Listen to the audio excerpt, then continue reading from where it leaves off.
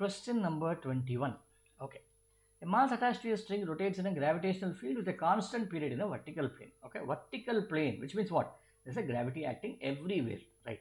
And how does the tension in the string and the kinetic energy of the mass compared at P and Q? What is tension and the kinetic energy at point P and point Q?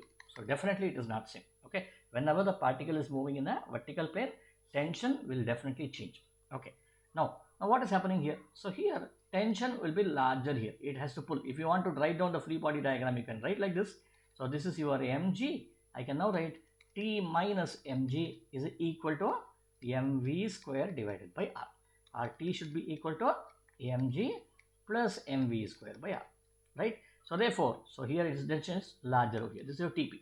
If I consider here mv square by r will be acting like this, tension is acting like this, mg is acting like this. So what should I write? I should write T, okay, I should have written this as Q here. I'm sorry, this is Q here. So Tp will now be equal to mv square divided by r. Note that this v is not the same. V would be reduced over here. As the particle keeps on going upwards, the velocity keeps on reducing. So therefore, when velocity reduces, see here Vq and this is Vp over here. Vp is less than Vq over here, which means the kinetic energy is also lower over here.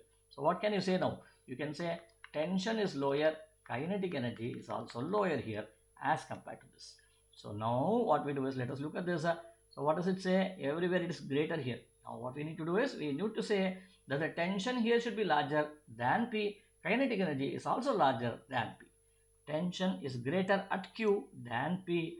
Q than P. Okay, so this, and kinetic energy is also greater at Q than P. So answer is B over here.